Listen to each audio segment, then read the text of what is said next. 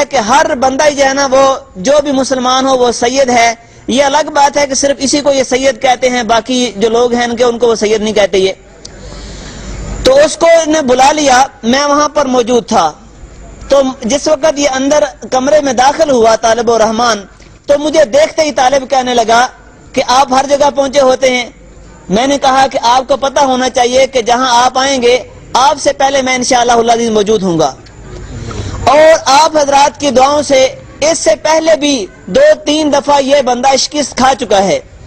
Internet کے اوپر میرے ساتھ 3 گھنٹے کا اس کا مناظرہ ہوا, جس میں میں نے غیر مقلدین کے گمراہ کن عقائد کہ ان کے نزدیک اللہ تبارک و تعالیٰ کے پاک پیغمبر صلی اللہ علیہ وسلم کی بات بھی اگر وحی کے بغیر ہو تو وہ حجت نہیں ہوتی ہے. شمع محمدی کے اندر لکھا انہوں نے, اور اسی طرح طریقہ محمدی کے اندر صفحہ 57 کے اندر لکھا کہ حضرت عمر رضی اللہ تعالیٰ عنہ سے موٹے موٹے مسائل میں غلطیاں ہوئیں, نعوذ باللہ ثم نعوذ باللہ. اور آگے لکھا کہ حضرت عمر رضی اللہ تعالیٰ عنہ اور دیگر جتنے بھی صحابہ کرام ہیں ان کی درایت کا کوئی اعتبار نہیں ہے, ان کی سمجھ کا کوئی اعتبار نہیں. اور اسی طرح حضرت عائشہ رضی اللہ تعالیٰ عنہ کے بارے میں عبدالحق بنارسی نے کہا کہ عائشہ علی سے لڑی, اگر بغیر توبہ کے مری تو مرتد مری, نعوذ باللہ ثم نعوذ باللہ. یہ حضرت عائشہ کے بارے میں گستاخی کی. اور ان کے دوسرے عالم نواب نور الحسن خان نے عرف الجادی کے اندر کہا کہ صحابہ کرام نعوذ باللہ ثم نعوذ باللہ مشزنی کرتے تھے.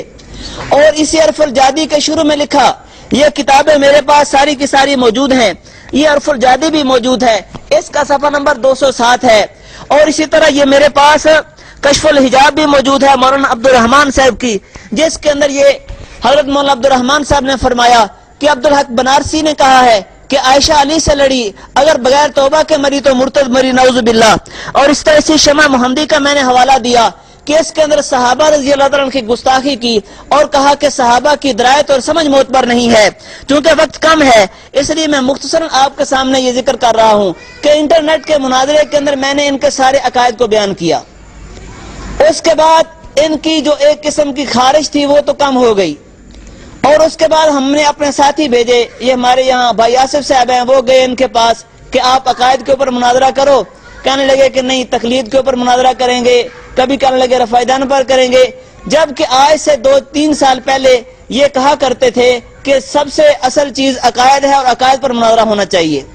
لیکن آج ہم کہتے ہیں کہ غیر مقلدین کے عقائد پر مناظرہ ہو, اور جس طرح آج آپ کے سامنے واضح ہوا کہ یہاں اس تحریر میں یہ طے ہوا تھا کہ یہ اس جگہ پر یہ کوٹھی جو آپ کے سامنے آپ اس کو دیکھ رہے ہیں, اور یہ کیمرے کی نظر بھی ہو جائے گی کہ یہ غیر مقلدین اس عبداللہ کی کوٹھی ہے.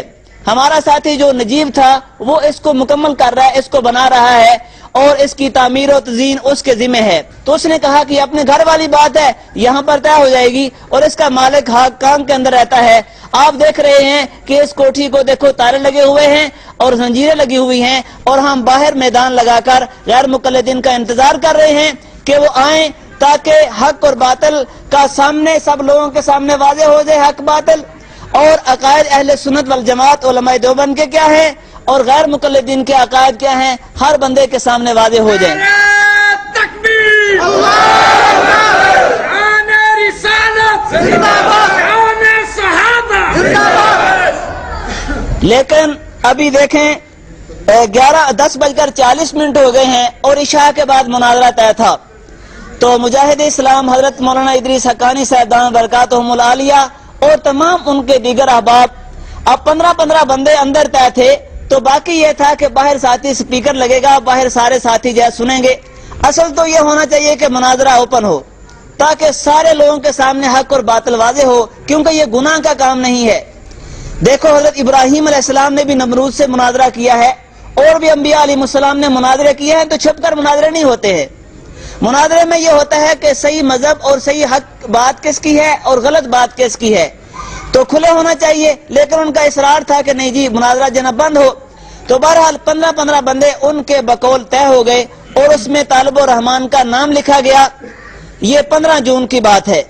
اس میں نام لکھا گیا کہ طالب الرحمان اور میرا یعنی محمد انصر کا مناظرہ ہوگا, اور اس تحریر کے اوپر غیر مقلد عبداللہ کے دستخط موجود ہیں, اور وہ تحریر ہمارے پاس موجود ہے. یہ تحریر ہے، انشاءاللہ یہ کیمرے کے سامنے جو ہے وہ کر دی جائے تاکہ جو ہے نا وہ ساتھی جو ہے نا وہ اس کو دیکھ سکیں۔ اور انشاءاللہ العزیز آپ جیسے دیکھ رہے ہیں کہ وہ لوگ نہیں آئے، ہم انشاءاللہ العزیز جلد ہی 1-2 دنوں کے اندر ہی ایک بہت عظیم الشان فتح مبین کانفرنس منعقد کریں گے، جس میں تمام دنیا کے اوپر جس طرح آج واضح ہو گیا، ہم مزید واضح کریں گے کہ غیر مقلد فرقہ اپنے عقائد کو ثابت کرنے کے لیے میدان میں نہیں آ سکتا ہے۔ اور میرے دوستو، ان کے عقائد قطعاً قرآن و سنت کے مطابق نہیں ہیں۔ یہ لوگ اپنے اکابرین کی کتابیں اسی طرح چھپاتے ہیں جس طرح کوئی بندہ برا کام کر کے چھپا پھرتا ہے کہ لوگوں کو اس کا پتہ نہ چلے۔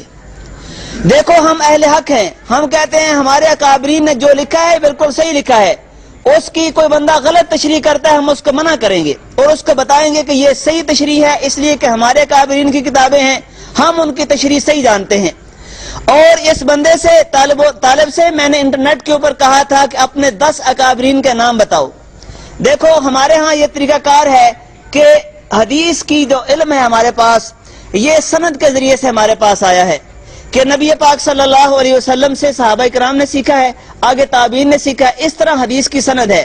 اب طالب نے اگر اپنے کسی استاد سے پڑھا ہے تو وہ اپنے استاد کا نام بتائے، ان کے عقائد کی کتابیں بتائے۔ ہم نے کہا تھا کہ اپنے صرف 10 علماء کے نام بتاؤ، لیکن وہ اپنے 10 علماء کے نام نہیں بتا سکا۔ تو دیکھو جو بندہ دنیا کے اندر اپنے حقیقی والد کا نام نہ بتائے کہ میں کس کا بیٹا ہوں، تو اس کو کہا جاتا ہے کہ یہ جو ہے نا وہ حلالی نہیں ہے۔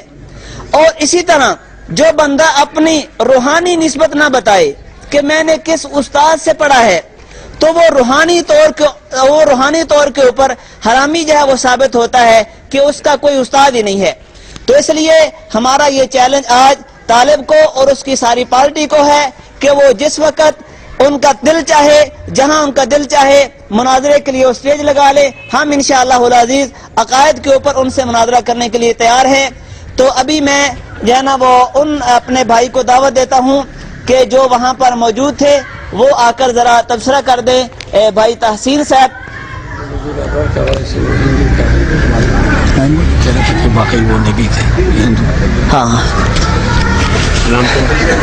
جی، اس میں ایک بات یہ ہے کہ اس گفتگو کے اندر وہ جو 15 جون کو ہماری گفتگو ہوئی وہ ریکارڈ میں موجود ہے، انشاءاللہ العزیز وہ انٹرنیٹ پر بھی چلائی جائے گی۔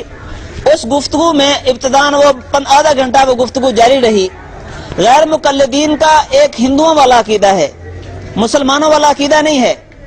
ہندوؤں کے نزدیک ان کے جو پیشوا ہیں رام چندر اور لچمن، اس کو وہ نبی سمجھتے ہیں اور ان کو وہ مانتے ہیں۔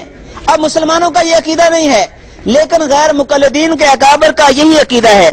یہ نزول الابرار جو ہے یہ ہدیۃ المہدی ہے۔ ہدیۃ المہدی اس کتاب کے اندر، ہدیۃ المہدی کے اندر یہ عقیدہ لکھا ہے وحید الزمان نے کہ رام چندر اور آگے لکھا ہے وَنَحْنُ لَهُ مُسْلِمُونَ، اور ہم ان تمام کو مانتے ہیں۔ اب یہ عقیدہ ہندوؤں کا عقیدہ